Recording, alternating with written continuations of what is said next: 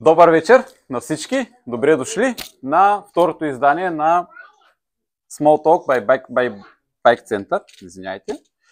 Тази вечер наш гост ще бъде един човек, който мога да кажа, че е вдъхновил доста хора да се качат на колелото. Много сърдечен, много мил и такъв, който се опитва да помогне на всеки, който срещне. Представям ви Никола Цанев. Заповядай, Ники. Добре, Заваля. Заповядай. Благодаря. Да седиш. Само да се приготвя тук нещата.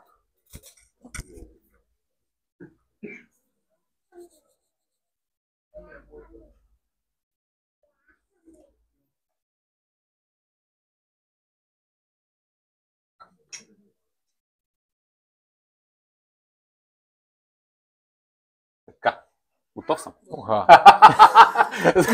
Остро започвам.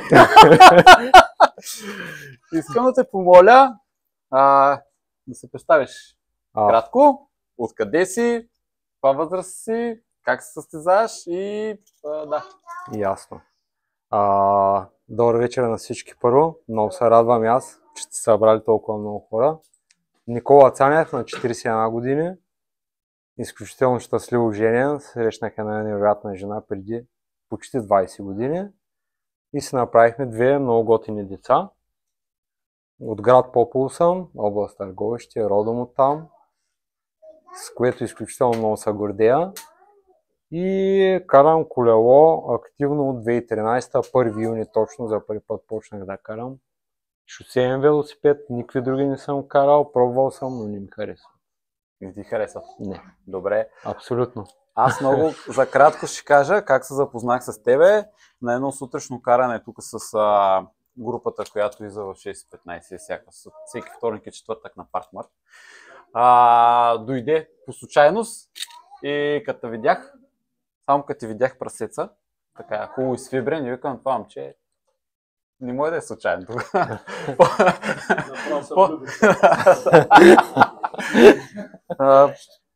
После така разбрах, че се състезаваш и че познаваш, имаме доста общи познати. Искам да те питам, първият въпрос на тебе ще бъде кой те запозна с колоезденето, как стартираха нещата? Точно тогава, 2013 е било пролетта. Едно момче от моята смена, работех в една фабрика в Попово, ме запозна, бих казал най-добрият ми приятел към момента, който се казва Галин. И много набързо да прескоча цялата история, той ме запозна с Цанко Димитров, който за мен е, бих казал, моя идол и като човек, като личност, като морални ценности, които споделяме. Галин ми каза, знаеш, там до вашата работа един продава едно колело, отидох, запознах с Цанко, колнаго желязно, с 7 скорости, палцови.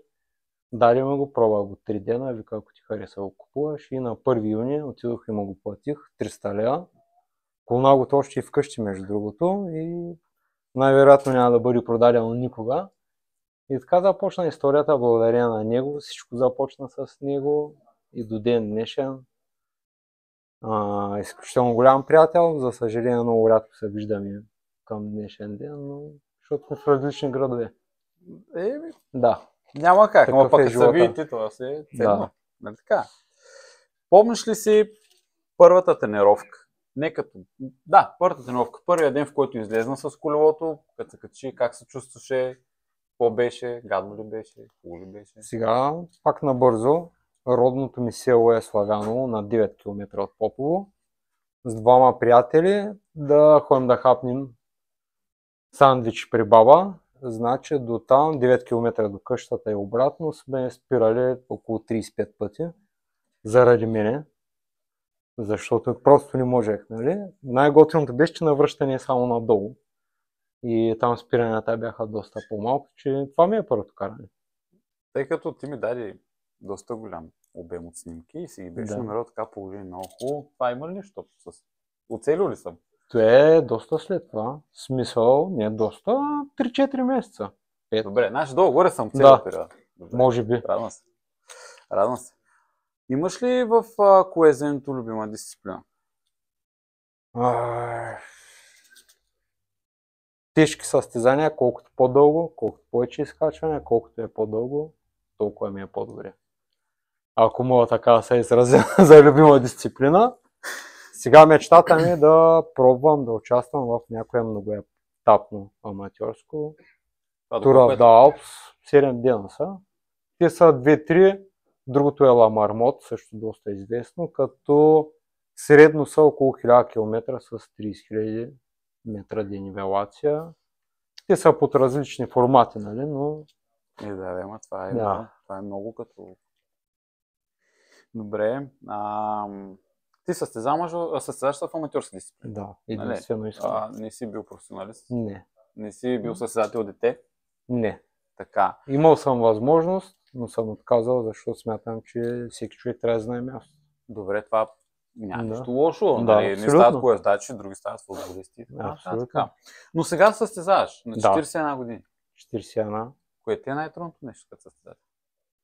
Храненето, поддържането на килограми и храненето като начин на живот, защото повечето, които ме познават, знаят, че злоупотребявам с сладкото. Но когато се наложи и трябва да съм във форма, успявам. Но цялостно това е единствено. Само? Да. Няма студ? Не. Няма дъжд? Не, няма такива проблеми. Няма байри? Не. Няма. Добре. Абсолютно. Но храната, в смисъл сладкото, захарта, за мен е по-тежка зависимост от алкохол и цигари, които аз съм отказал. И мога да... ти си и пушил? 2 кутии, си не лем 100. Така ги отказах, нали? Между другото ги отказах зимата на 2013 и до тогава си карах и като си пълням вода, вадя си кисийката, цигарките, паля си. На почивката? Да. Една цигара? Даже мога и да споделя, че Цанко, сега то не му прилича на човек. А Цанко случайно присъства на тази снимка, защото много ми се искаше да го нацеля, ама... Окей. Това ли? Да. Добре. Тук на бреветче в Димитровград. Да, така беше кръстива снимка. Добре. В момента ти се състезаваш активно и караш в отбор. Абсолютно, да. Как се казва? Протос с софийска регистрация е, но това е един отбор изцяло аматьори приятели сме от цяла България и създаден на изключително приятелска основа, където да се подкрепям и до някаква степен да представяме страната си и в чужбина най-вече, защото в България състезания не останаха, за съжаление. За аматьори? Да. Има 2-3, но то... Аз съм виждал по тура етапите, които караме в България. Миналата година добре се представихте, тази година пак така добре се представихте. Там за тура някой, да кажеш някоя историка, нещо как беше, хареса ли ти маршрута? Да. Тази година страхотен. Сега те гледам, че са обявили, че и до година пак ще е там. Да. Датата даже е обявена. Мисля 5 юли беше, което за съжаление ще го пропусна. Но изключително трасе, страхотно. И тази година бяхме втори отборно, миналата година първи. И само суперлативи за трасето. А колко човека са пускати от вашия отбор? В смисъл, колко човека участвахте от вашия отбор? Тази година? Да. 5-6. В дългата дистанция и в късата 3 или 4. Те в късата станаха в първи всъщност с нашия отбор. Да, така беше. Да. Общо тази година десетина човека сме. Бяха добре. Вие се отличавате с много интересни екипи, имате много интересни дизайни. Дизайнера е член от нашия клуб. Добре, и естествено той е поповчанин, най-важното. Симеон Желев, който е невероятен човек, колоездач, художник, преподавател и т.н. Следващия въпрос е свързан с това, че ти караш състезания в България, които мисля, че са по-малко обаче от тези, които караш навън. Вече бих казал, че не карам в България и до година сигурно нищо няма да карам. Единствено ходим на Котел и Сливен, защото са много близо до Варна и Попово. Те другите са в Самоков, София. И да имаш 14 часа път с кола отиване и връщане за едно състезание, което е Ти предполагам, обикновено най-вероятно го правите така, че и да спите там, защото Да, няма начин. Варна, София да пътуваш. Убийствено просто и да стартираш, нали говоря. Сега, колкото и желания да имаме, за мен лично ме отказва организацията по тия състезания и заради това не ходя. Да ти дам пример, случка много весела. Да. Караме тая година котел състезанието и се правят обиколки. Да. Не знам защо аматьорите правим 2,5, елита, професионалисти правят 5, нас не спират там горе и отиваме за класирането, ние си го знаем. И някаква суматоха. Там в крайна сметка тренера на Цар Симеон Пловдив и ми вика: Колео, ела моля се опре на мастърца класирането, че те пак няма да го правят. Как се прави класирането? Един човек горе стои там с един лист и записва кой номер е минал. Симеон го спечели с моя съотборник, обаче втори беше Коцето от Добрич, трети съм аз. Но някой минал пред нас, който сме го затворили с обиколка, съответно те го наградиха като втори, нали, за призовата стълбичка. Но понеже се познаваме, нали, направих класирането и до 50 години, над 50. Другото, което е невероятните категории мастърс, аматьори. Единствено в България са до 50 години, над 50. Смисълът е... А навънка как е? Навънка най-сериозни състезания през 4 години. 19-29, 30-34 и т.н. се почва през 5 години. Румъния, Гърция, тук на Балканския полуостров са през 10. 30 до 40, 40 до 50 и говорим, че има участници в Гран Фондото, има категория 80-84 дори. Това е похвално за тези хора, които участват. Да, така че... в категории. И там говорим, дори вече се предава на живо в YouTube, Facebook. Не говорим, че всичко е с чипове, че всеки един мой приятел, жена ми примерно следи онлайн в сайта на даденото Гран Фондо, къде се намирам, кой връх, на кое място съм го преминал въобще. Страхотна организация. Да, пък тук... А за... Да. А за нивото нещо ще кажеш ли? Навънка смисъл? Навънка ли? Навънка, да. Нивото... Не мога да опиша, просто... Аз ходя просто да се премеря там, докъде съм стигнал. Всяка година има ли прогрес или имаш? То там много зависи от конкуренцията, защото миналата година на Гран Фонд, което участвах, стартирах състезателя номер между 4 и 5 хиляди, което ще рече, когато даваха старта в 7 часа, аз тръгнах в 7 и 10, финиширах 101 и в група 40 до 44 бях 11 и целта ми беше тази година съм в топ 10. Обаче тази година завърших 100 в генералното, като стартирах в челните редици, но в моята група бях 19.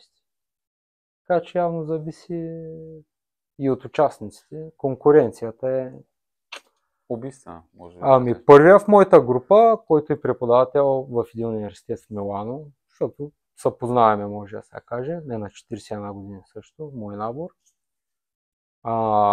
Той кара, примерно завършва на 2-3 минути от първия, който е състезател елитен в Олимпик Марсилия. Да, в общото. Първия кара за Олимпик Марсилия. Което... Добре. Дали. Но е невероятно. Аз ще кажа за... Тъй като...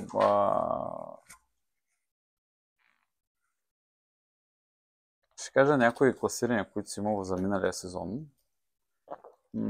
Завършил си с 2 спукани гуми и си нямал възможност да се бори за призовите места. Това говорим за сезон 2024. Миналата година, да. Даже с Цецо Стаменов участвахте на едно състезание, което... Благодаря на него го завърших. Да, ама я кажи там какво беше? Там беше, той е до Плоещ. Състезанието ни бяхме в колаза, защото 3 пъти изпищя тая аларма, както и БГ аларм, румънската, която е за опасни бури и опасна метеорология, нали? И стартирахме един хубав порой, 10 градуса, с силен вятър и така знаете какво е да бурли, нали, този дъждец. И така, за съжаление, още първото изкачване карам аз и 400-420 вата и изоставам от всички доста така, които нормално карам с тях. И още на върха там тя беше заминала, че Цецо помогна с неговата резервна капла директно. Жив и Да. здрав да си. Като ми оправи спуканата и на трето минаване пак направо сменихме, защото втори път спуках и финиширах всъщност с трета спукана по капла. Но се завършил. Завърши, да. При мен думата отказване и той, че няма съм в призовата тройка, защото нали, имам много така колеги, които не са в тройката и се отказват. Аз и за 10-то място да и за 7-мо и за 20-то, аз винаги се боря до края. При мен не съществува думата отказване въобще. С един случай. Ще споделя някои класирани от тебе за този сезон, които така прочетах. Да, този сезон ми най-слабия между другото към класиране. Честно е? Да. Защото виж сега пише. Добре се е развил за тебе. Гранд при Котио изкачване връх българка се завърши трети в Мастърса. След това на Марчалонга, не така? Да. Правилно го произнасям. Да. Добре. Гран Фондо Италия, където, който не е запознат, се кара 132 км с 3800 метра площадна нивелация. Правилно? Да. Добре. Горе-долу. Там са 149 в генералното и 39 във възрастовата група. А помниш ли колко бяхте в твоята възрастова група? 515 Много добре. бяхме нещо. Много добре. Ти много обичаш да караш в Румъния. Да. Винаги си казвал, че те са твои приятели даже. Вие се имате там с организаторите, отколкото разбрах. Организатора, тя е верига Road Grand Tour, една от първите, които ходях там, въобще като разбрах че има състезание. То беше, те организираха Трансфагарашан от южната страна, заедно с Трансфер, което е триатлонско състезание.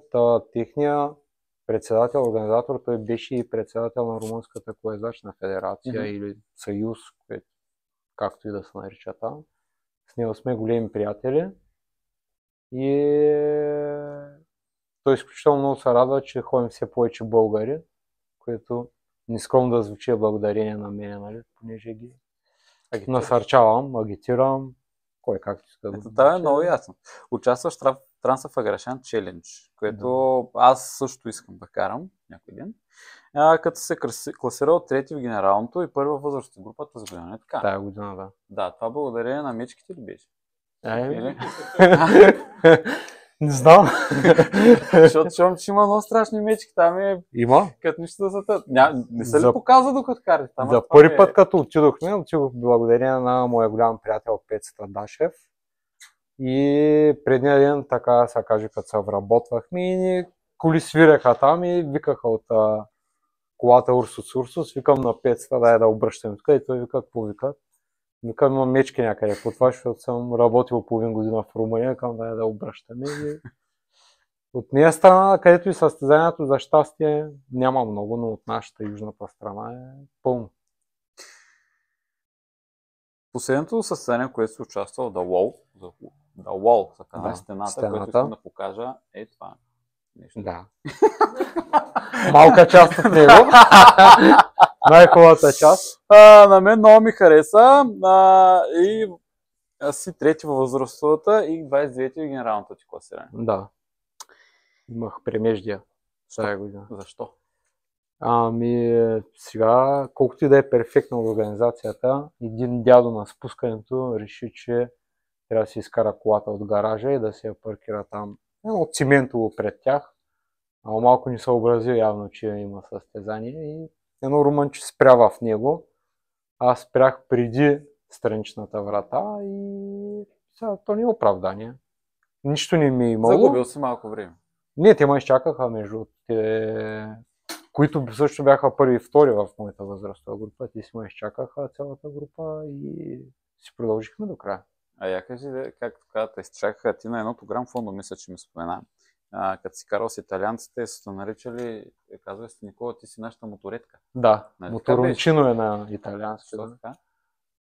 То беше миналата година на Спортфул Доломити. За първи път като отидох. То там е, където всъщност стартирах между 4 и 5 хилядното място. До първото изкачване просто не можеш да осъзнаеш от хора.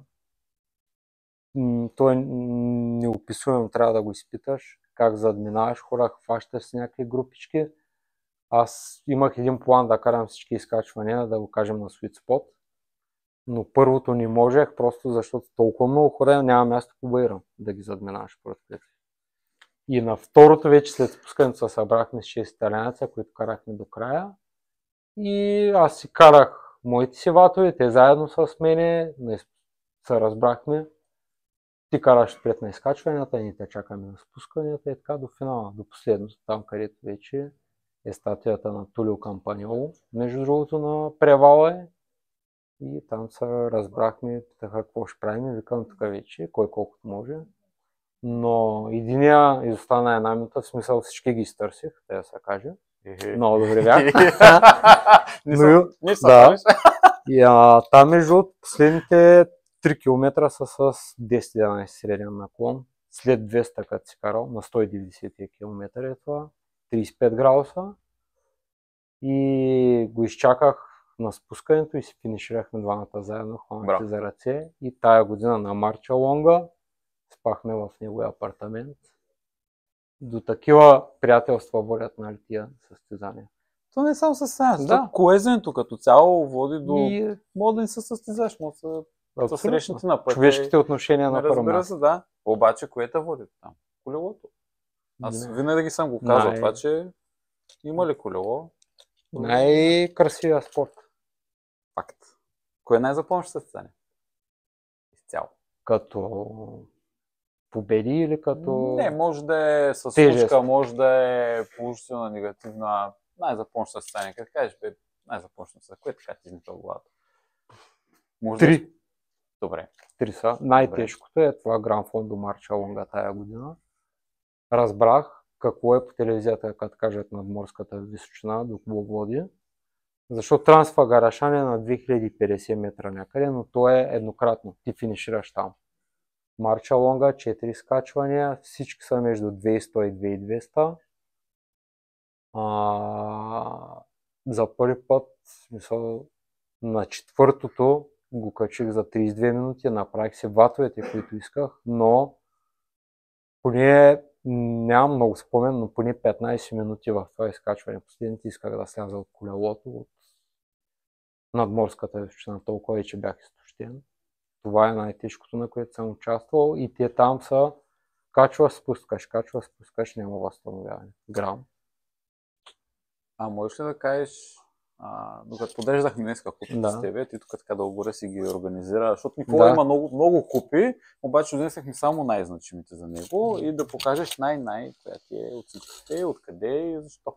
Сега, Трансфагарашана първия път, като го спечелих, то беше така по-неочаквано, ли как да кажа. Спечелих го благодарение на това, че 500 беше паднал 2 седмици преди това в Гърция, пак бяхме заедно и сам с него по състезания да пътуваме заедно, затова сме родени. Но следващата година, като се защитих 2024,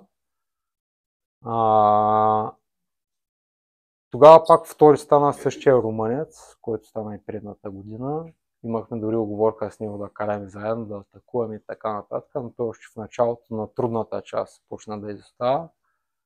Там е когато чувството, когато си в много добра форма и имаш надмощие над всички конкуренти, което е невероятно, нали? Много рядко се случва, но се случва. И в Гърция, която е тая победа. Като спортни постижения, ватове и такива много назад от всичко, но 10 часа беше старта в Гърция. Към един финиширахме, 80 и няколко километра, 2500 дни велация общо. Средната температура обаче беше 38 градуса. И финиширахме на един ски курорт, 10 км с 7%. Там просто беше страшна битка, 6 души бяхме. И всъщност сме победи на спринт един грък, който е професионалист в един марокански отбор, но там победата, нали, като аматьор беше върха в моята малка кариера. Да. Добре. Предния път питах Цецо, сега ще питам и тебе. За себе си, за тебе е позициониран твой велосипед, личен, който си караш. Да помоля да дадеш малко повече информация за него, защото имаше даже един момент хората, в които ме питаха някакви неща, защото да кажеш какъв велосипед караш, какви части има по него. Ми купено от тука. Благодарение на тебе. SL седмица, 105 електронен монтаж. Какво друго да кажа по него? Диско и спирачки. Добре, искам да кажеш, Да почвам да... конкретно ми зададаха въпроса, защо предната ти капа е с по-голям борт от задната? И това умишлено ли е така и с какво ти помага? Ами те, нали, пролетта излезе такава мода в професионалното колоездене, която сигурно и тръгнала явно от мен, защото аз преди и почнах да карам така, ама и принудително, понеже на задната капла и са пръсна около вентила, така да се каже, шината. И понеже нали, са по-хубави, отколкото са базовите, с които си купих колелото, заради това си карам предната. Да, тя си е твоя, да, се Да. щупила, имаш предната. Да. Предната ти останаш. Два комплекта просто и няма смисъл да... Не е някаква стратегия. Не. Не, нещо, Няма. което аз кино ти помага по верите. Недоимък, деца казва. Господин Гочев, отговора добър ли? Ти ли? Да. Но виж откъде е тръгнала тенденцията, защото на мен някой ми е спомена, че понеже заради децата си вече не гледам много колоездене, почти не го гледам. Защото съм се фокусирал върху тях и други неща. И после някой ми каза, че някой професионален отбор или няколко почнах да карат така. Имаше един планински часовник тази година, който имаше различни стратегии и видяхме това нещо, което ти го караш в момента. И оттам се появиха въпроси. И те, да почвам. Разбира се, да. За минусите да говоря ли? А? Ама ще бъде... Има ли минуси? Има много! Така. За колко отбора си кара? Колко си участвал? Не за колко, защото ти ни караш професионално, ти си караш отбор ли? Защото видях два различни отбора, в които си карал, трети има ли? И да кажеш как, набързо да кажеш как си преминал през тях. 3. Значи ние първо се възстановихме помежду си по повчание, възстановихме Поповското колездачно дружество преди няколко години. Просто да си го имаме, да караме спорта в града, да запалим повече хора, както Цанко запали нас и остави после всичко да бъде в нашите ръце, но за съжаление влезе един закон при 3-4 години, че трябва да имаш треньор, за да съществуваш като отбор и от нас беше просто от любов, нали, няма смисъл, ние не можехме да се намерим да назначиш треньор на 6 аматьори, дет карат за кеф, нали, малко беше. Да, съответно закрихме дружеството, за да не плащаме административни такси, бюрокрация за съжаление. И после, просто за да имам лиценз, понеже моя най-добър приятел Галин отиде в Пловдив и вече живее доста години там. Заради лиценза, лицензираше той в Цар Симеон Пловдив, това е. Но когато двама те са пловдивчани, всъщност основаха Протос. Ама аз те видях с тениска на Стрела. Да, той е Поповския отбор. Така ли? Да, колездачно дружество Стрела се казва. Където историята на Попо е така, че той е основан в 1908 и се е казвало така. И ние възобновихме абсолютно всичко от Поповския музей. Всичко беше от до както трябва, но не знам между другото този спортен закон, кой го измисли, каква е целта. Нали, не съм навътре дали за добро или за лошо, нямам идея, не мога да кажа. Просто заради този закон го закрихме всъщност, да не плащаме бюрократични такси, това е, които те са си от нас. Чакай сега. Това мисля, че от тази година? Не, от миналата. Миналата ли? Да. Добре. Тази снимка ще покажа. Да. И ще споделя с хората, че това за мен е една наистина много впечатляща история, защото след като се запознахме, ти ми обясни на мен как са случили нещата. И искам да споделиш с всички какво е било, с какво се занимавал тогава, как е настъпила промяната, какво ти е коствала. Аз за съжаление малко, за добро или за лошо, човек на крайностите. Бях, може да се каже, професионален геймър. Играехме World of Warcraft и печелихме пари от това. Сега, който знае коя е играта. По това време, 2008, 2009, 2010, 2011, единствената платформа за предаване на живо беше Steam и само хората с много яки компютри можеха да снимат там на живо. Та набързо ежедневието, 6 часа се събираме вечера на компютрите по скайп, конферентен разговор. 7 часа до 7 се прави, да кажем, брифинг, разбор, как ще играем, какво ще биеме там, какви чудовища. Сериозно. 7 до 12 се почва, значи на мен тогава менюто 2 кутии бисквити Мираж задължително с ягода. Това е по време на игра. 12 часа се свършва, защото събираме 40 човека да играем, нали? От 12 до 6-7 сутринта всеки различно. Там вече играем едно такова за кеф, лабежно да го кажем, за разпускане. Балканско 3 литра. Няма ги забравя, пластмасо. Едната е Еспион, да. Другата до половината и на другия ден половинката с нова. И си говорим по скайп, нали? С фастъци, чипс, луканчица и накрая зависи, сутринта завършим и с уискенци. Мисля, че това за по-хубаво е типичен вторник. Да. Значи това нещо се случва понеделник до събота всеки ден. Само че събота, като свършим играта, ходех на дискотека.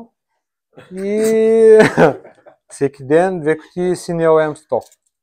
Няма ги забравя, нали така до последно си пушех тези цигари. Неделя почивка от всичко. А как реши? Това момче от моята смяна, пак повтарям, ме запозна с Галин. И аз му споделих, че гледам колезене, просто го гледам като обичах спорта, нали, да го гледам по телевизията. И случайно просто. Така реших, че лека по лека. Купи си колело, така реши? Да, купих си колелото, почнах. Първия голям преход на първия месец и половина, Цанко каза, ще ходим на бреве, трябва да се подготвим. Ще им до Елена, на пицария Елена да ядем пица. А жена ми работеше на 10 метра под нея пица тогава. Ние сме живели и работили в Търново известен период от живота ни.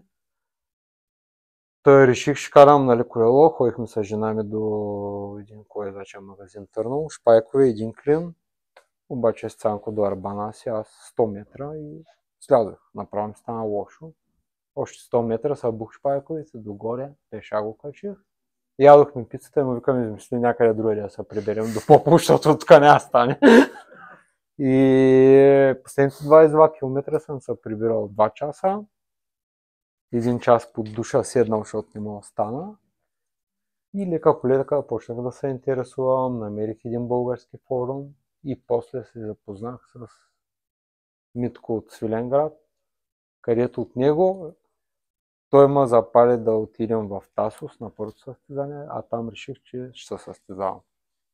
Браво. Че това е тръпката и започнах много да се интересувам. Хранене, тренировки, всичко. Защото между двете снимки сега хората, нали, защото хора, които не са виждали тази снимка, това е много голям преход и много голяма воля. Което, нали, може би така и с възрастта малко хората я губят, пък при тебе се случва точно обратно. Ти работиш не на едно място. Към момента, да. Така. На 2. Имаш страхотно семейство, както каза, жена и 2 деца. На колко са дечицата? Сина ми, от на здраве. Хубав звук.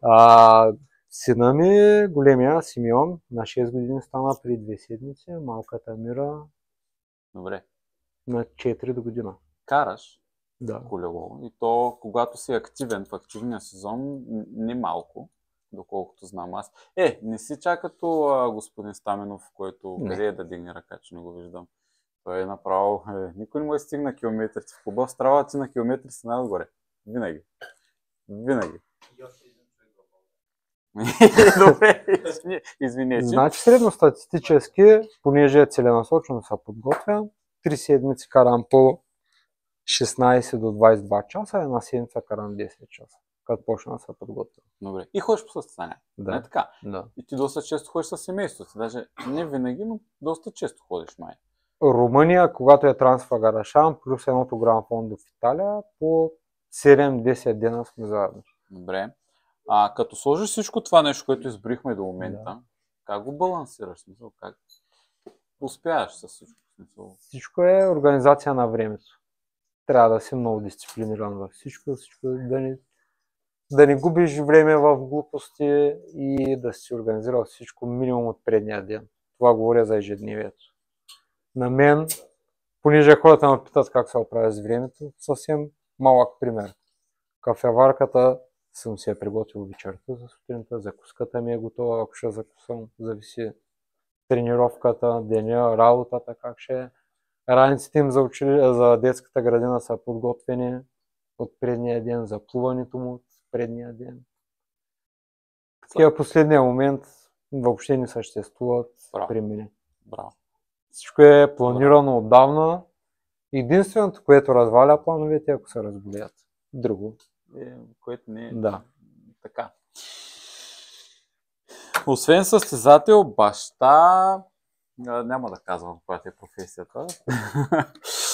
Едната, да я знам. Брокер, добре, брокер на имоти. Не, вече не съм. Не си ли? Да, част от портфолиото ми. Скоро вече съм. Добре. Ти си и персонален треньор. По кое издание? Може така да се каже? Да. Или, както му казват сега модерно, коуч. Треньор съм си, не съм коуч. Коуч съм извън България. Добре. Да. И също така имаш лицензия за съдия по кое издание, така вече? Имам, ама няма да го подновя. Добре. Да. Добре. Пак заради... Искам да кажеш това с треньорството откъде тръгна. Тук съм ти качил дипломата. Да. Така? Това ми е сертификата. Така. Искам да кажеш откъде, как върви, нали, как се случват нещата. Всичко тръгна от... Той се казва Алекс, момчето, румънец. Той е, който завърши 2 пъти след мен на Трансфагарашан. Той е треньор от над 10 години в Хирона, Испания. И се прибира в Румъния само за тия състезания, плюс техния национален шампионат по часовник и общ старт. За аматьори има. За съжаление, нищо, което ние нямаме. Втория път, като го бих миналата година, и ние сме си приятели всъщност, защото той има и друго състезание, които се организират заедно с обиколката на Сибил за аматьори, и двете ги карам винаги заедно с него.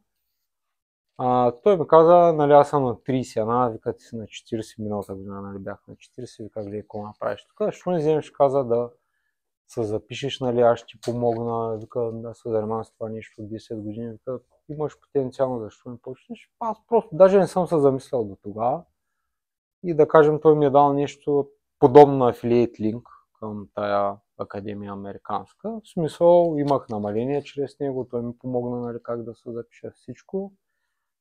И аз се записах на 22 август беше, на 23 напуснах работа, на 24 ми се обади първият човек, който иска да го тренирам.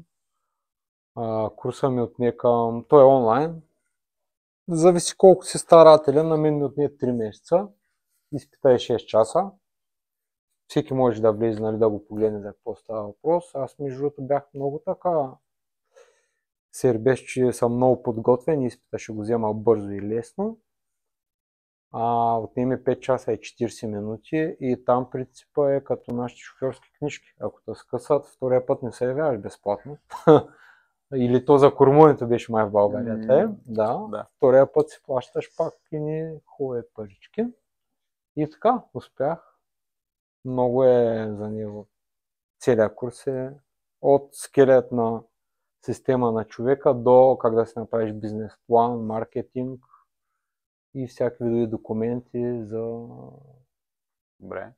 Това, искаш ли да споделиш с нас? Така, там бройка да кажеш колко човека е.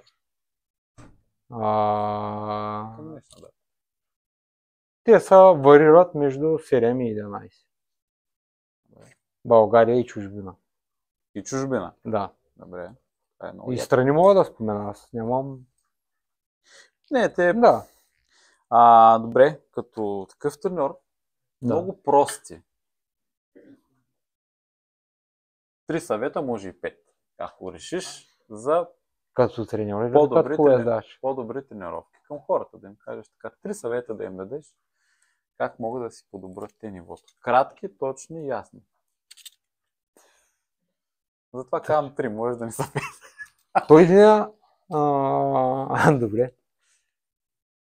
На първо място, когато трябва да си почувате и правите един план и да наистина си почувайте.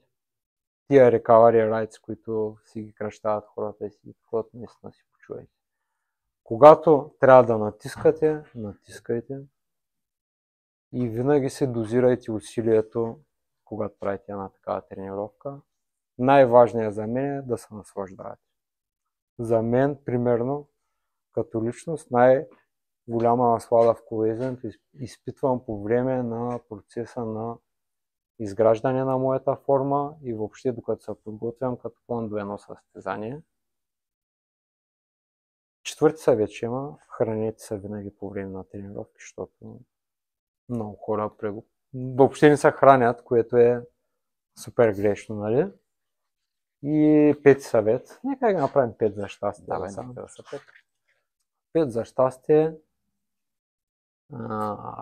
за една по-добра тренировка. Може би да бъде за груповите тренировки, просто всички хора да карат заедно, да се наслаждават на съботите и неделите. И да не са... Като може да се атакуват. Да не се изразят много един друг, нали? Защото има всяки хора.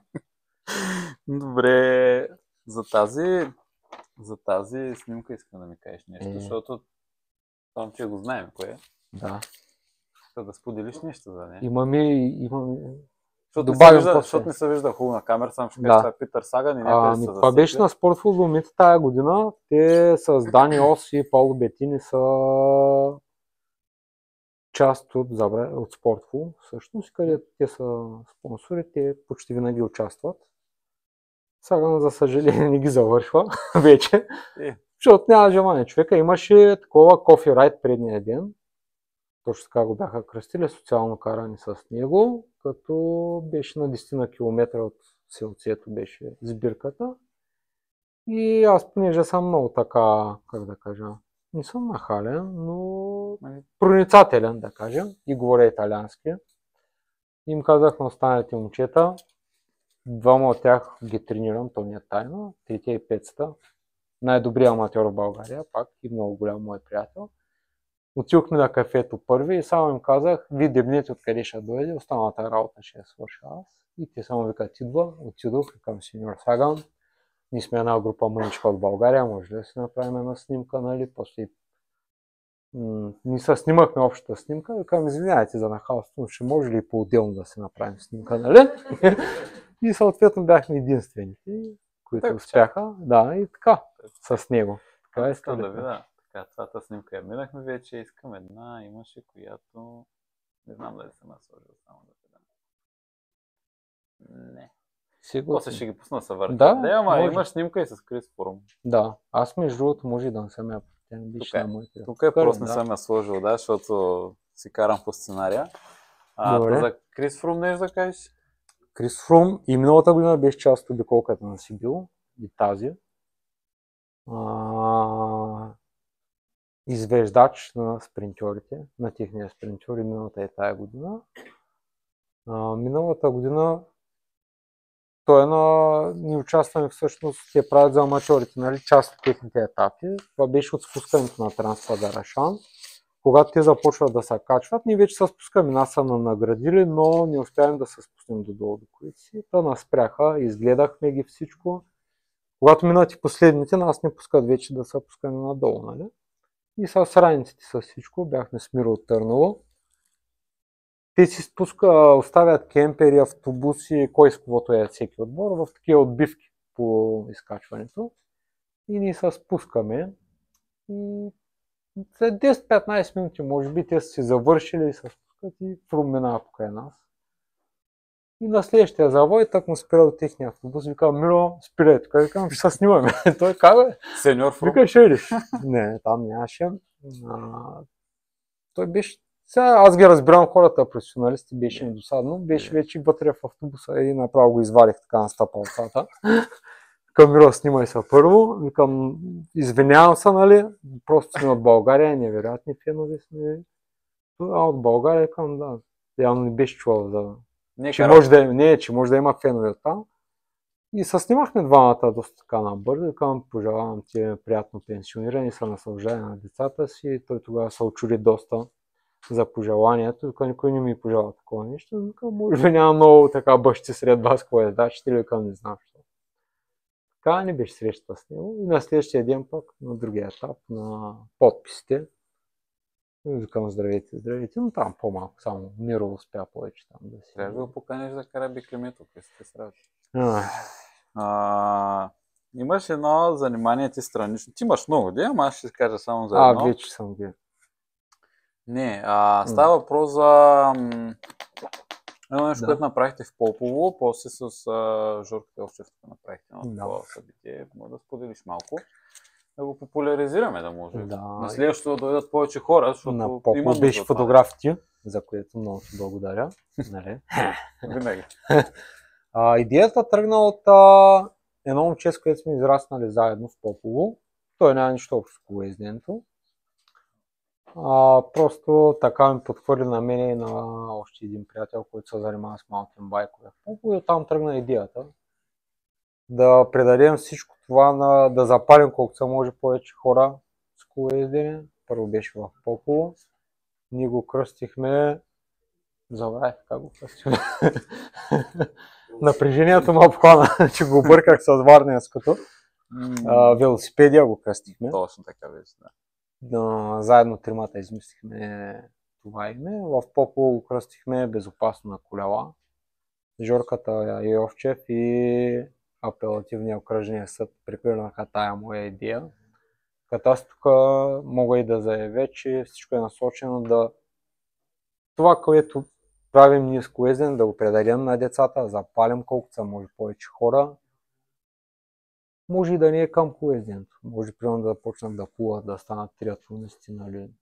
Всичко, каквото е, но да спортуват колкото са може повече, защото днешния свят, нали, виждаме къде са, на с какви темпове и в каква посока се развива и става все по-малко спортен. Тук е да те изненадам и тебе. И доста малко хора знаят, че имаме намерение, лично аз, да основем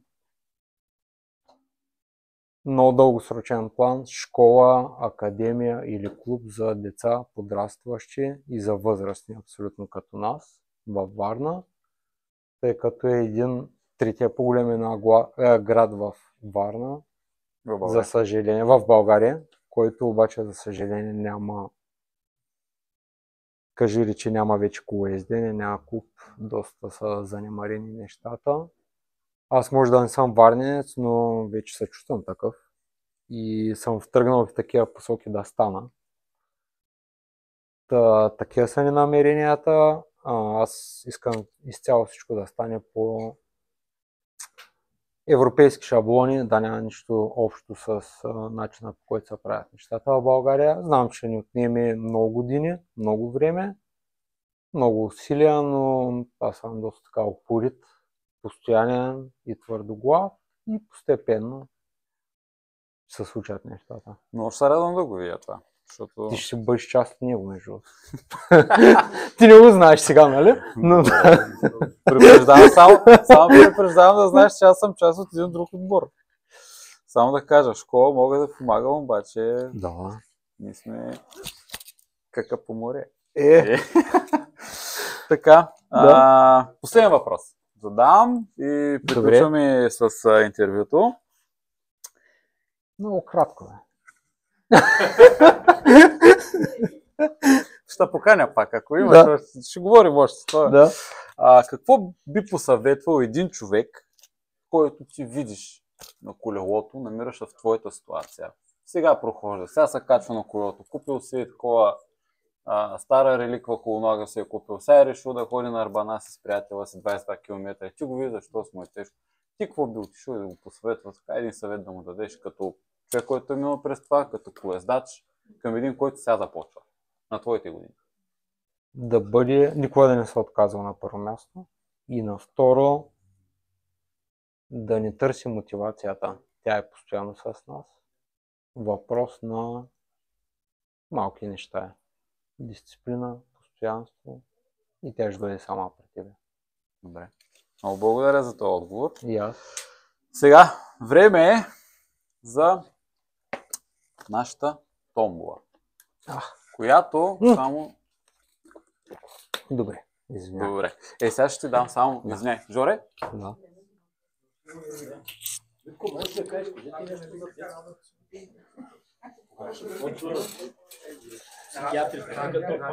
Само, извинявам се, пропуснах нещо. Да.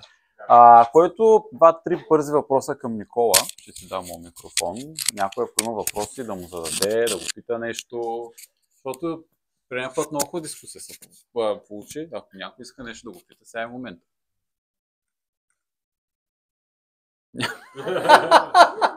Ти всичко си каза. Чакай, секунда. Да. Проекта с школата по колездене, каква виждаш разликата с клубовете, които вече съществуват в Варна? Какво ще е различно? На първо място тук са останали 2-3 деца.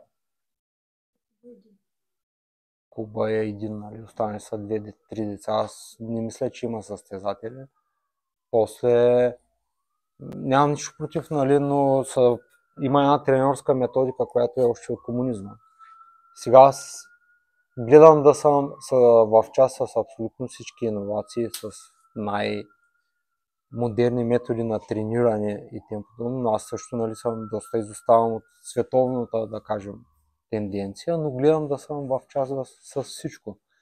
Като няма да се рекламирам, че съм част от една международна компания и платформа, но моята идея е да запалим колкото се може повече хора, за което ще отнеме много време. Да наберем, примерно, след 10 години да имаме 100 деца. От тия 100 деца да може 5 деца да отидат, да го кажем, на проби, да бъдат тествани в чужбина, най-вече в Италия, защото аз там можем да отидем на състезания, там имам познати приятели, италианци. От тези 5 деца едно ако успее и пробие, да кажем, до проконтинентален отбор това ще бъде нашия успех. И за подрастващи също, както и за възрастни, за всички. За да има развитие за този спорт. Нали, най-вече трябва да бъде насочен към децата, защото там е бъдещето. Но това е моята мотивация, това е моята идея. Всичко естествено ще бъде взаимствано от европейски такива школи, защото някакво се уважим, нали? То всичко се взаимства от там. Бизнес, спорт. Защо да не ползваме добрия пример, нали? За това са го направили. Просто ще го причупим през нашата призма и към нашата среда, защото всяко едно нещо трябва да бъде причупено през там. Следващ въпрос? Всички знаем, че си колоездач, който се е фокусирал върху състезания с изкачвания. Нали? Да. Това ти харесва да правиш, там си най-добър, но на мен е любопитно защо и как така стана от 100 кг човек, 60 и няколко килограмов колоездач и защо те привличат точно този вид колоездачни събития? Изкачванията ме привличат заради тежестта в тия състезания. В смисъл, аз равно мога да карам, не ми е проблем. Винаги съм казал, човек като е във форма, нищо не му тежи. И всичко му върви. Да. Но на равните състезания ги избягвам от гледна точка на опасността. Примерно критериуми или стил, както е етапа в Букурещ.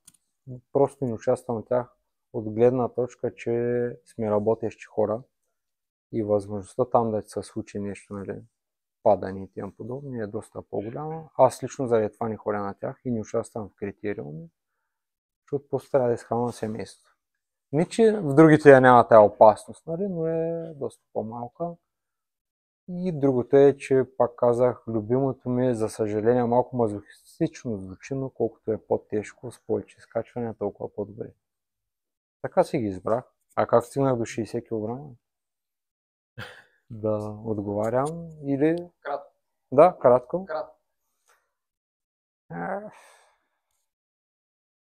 С хранителни навици и тренировки. Най-вече. И пак, И воля. да, воля, много воля, да. Без приятели по бира. И бирата отдавна няма, да. Минуто. Зона 2 колко? Зона 2 ли? Моята. Като съм в топ форма, от 200 до 260 вата. Сега, както не съм се качвал 20 дена на колелото, ще станат в други ден, ще бъде от 170 до 230. Всички са съмнявани. И втори много бърз въпрос. Да. Има абсолютно световен бум на колоезденето, на аматьорското колоездене. Все повече хора започват да колоездят. Има такива места, които се сформираха като колоездачни центрове, като Майорка, ходим там, Испания. Смяташ ли, че в България има възможност да стане такъв притегателен център, за да стане колоездачен рай и да има колоездачни лагери, социални колоездения, да идват чужденци да карат тук? Само като кажеш, че в България има Родопите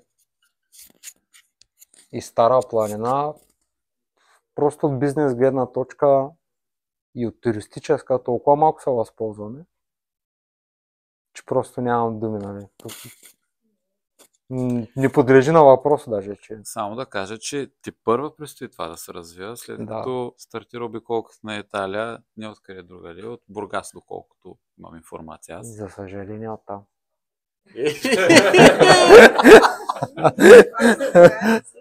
Да, в смисъл в момента се намираме във Варна и трябва да го кажем. Да. Тъй като аз съм оттам, който желае, ще му помогна да си намери място за спане. Няма проблеми. Записвам. Следващ въпрос. Никола, можеш ли да споделиш в няколко изречения за едни 200 км, където ходиш на състезание, какъв е начинът ти да се храниш по време на състезанието? По време? Да.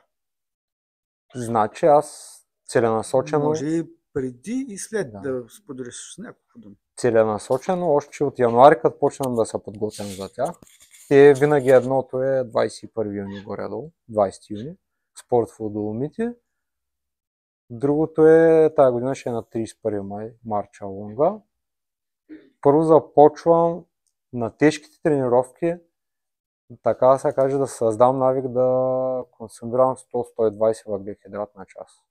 За да може първо и стомаха ми да свикне на това, да го кажем хранително натоварване и да може и самия ми организъм да свикне. И там съм се хранил така абсолютно. Тая година на двете ми участия съм 100-120 въглехидрат на час. И като на Доломитите, тази година имах една такава тактика, че реших да рискувам да карам всички изкачвания още от началото на FTP. И последното, за първи път от доста години, приключих физически. Това, което миналата година, нали, го качих най-силно, тази година го качих най-слабо. Но аз целенасочено реших да рискувам, защото исках да изпитам себе си, нали, колко ще мога. Последен въпрос. Ще има ли такъв? Добре. Айде, престраши се най-накрая!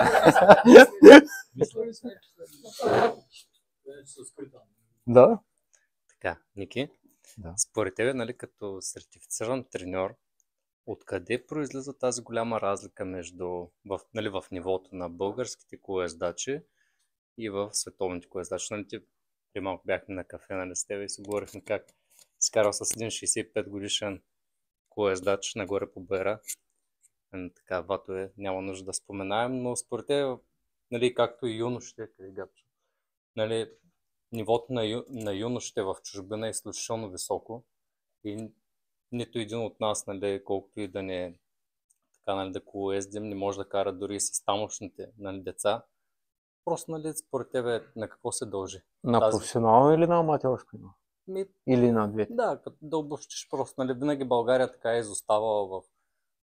Нали, За- има много талантливи момчета и тук, но тренираме, но нали, те друг въздух ли дишат, нали, в смисъл друга храна ли ядат. Просто така, какво може да е? На първо място е масовостта в спорта.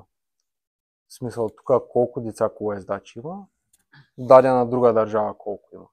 На второ място за мен е, защото аз съм живял в доста държави, в смисъл съм живял и съм работил и то достатъчен период от време, за да ги опозная като менталитет и народи. Хранителните навици при нашите спортисти и при спортистите деца говорим, още като се започнат там, са коренно различни. Ние тук не ги учим на хранителни навици, на спортни навици.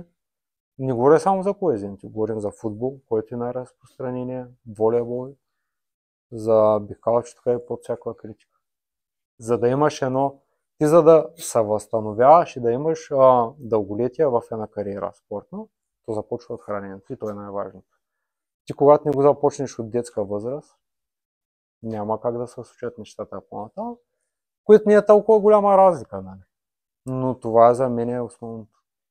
После започваме с методи на трениране. В колоездене специално, методите на трениране, те са просто на друго ниво. Още от деца като започнеш и заради това са, нали, клубовете, школи, академии, нали, всеки може да разгледа в интернет, YouTube, да разгледа за какво става въпрос.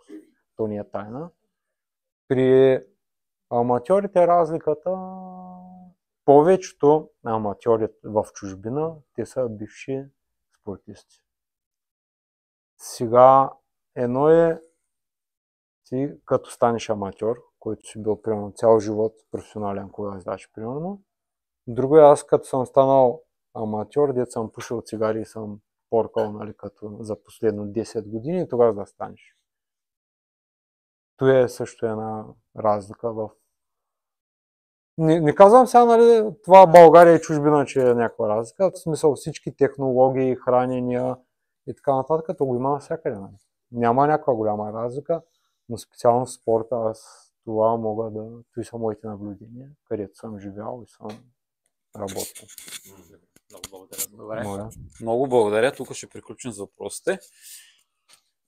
Сега Прекъсвам те. Прекъсна. Първо подарък давам аз, след това томболата. Добре. Или първо томболата, а после аз. Дай с подарък. Дай с подарък първо. Ай, добре. Ай. Ама може да го позна, да го показваш. Или ще го покажеш. Защото това е с рекламна цел. Добре, ще го покажа как. Сега дизайна е изцяло мой.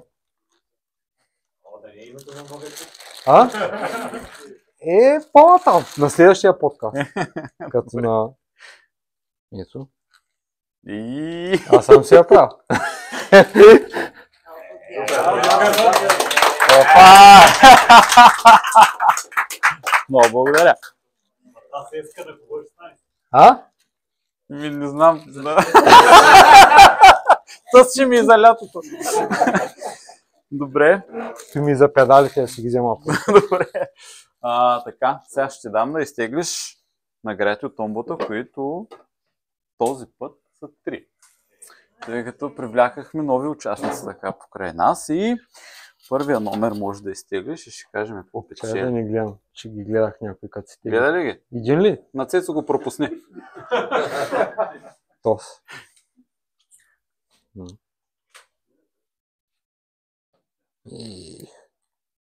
13. Аз ви казах, кой ти стегли 13, че спечели. Заповядай. Пати Пато, ти печелиш един много, много вкусен домашен кекс. Което е подарък от нашия приятел Боян, който има страхотни кулинарни умения. С кеф да си го хапнеш. Така. Следващата награда. 33.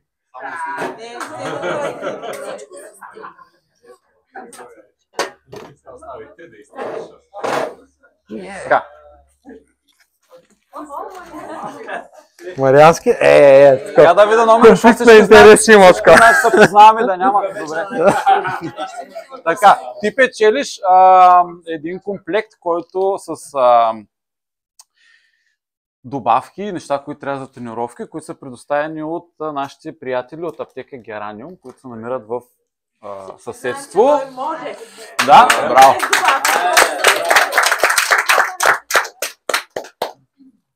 Така, отварям за трети път, последен. Другия път, кой ще дай Боже. Я да ми давам награди, ще да ми давай. са тиквеник. Знаеш какъв съм направил хубаво. За Така. базарът.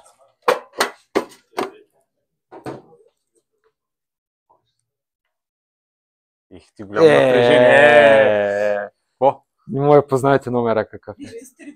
Не, 22. Така, моля номер 22 да се яви. Ели ти ли си? Супер! Браво!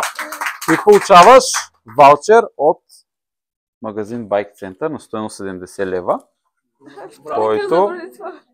Аз ти казах, че ще има ваучер, да изчакаш, ще си купи този. Нищо, сега ще пазаруваш пак. Заповядай. Моля. Така. Това беше нашето интервю с Ники Цанев. Надявам се да сте забавляли. Аз искрено много се радвам, че видях толкова много хора днеска, които са ни приятели. Караме си колета заедно, дали ще е шосе или маунтинбайк. Искам да благодаря на Никола, че беше наш гост днеска. За мен беше чест. Искам да благодаря на всички наши приятели, които предоставиха наградите за днешния ден, като Боян и аптека Гераниум. И съответно искам да благодаря и на Bike Center, че ни предоставят възможността да правим такива сбирки, защото без тях нямаше как да стане. Да. Винаги сте добре дошли. Винаги сте добре дошли. Така, сега. Тъй като започнахме традиция от предния път, моля всички да се съберете някакси, да си направим една обща снимка. Някак си, може да седате по земята, да висите от тавана, както ви харесва.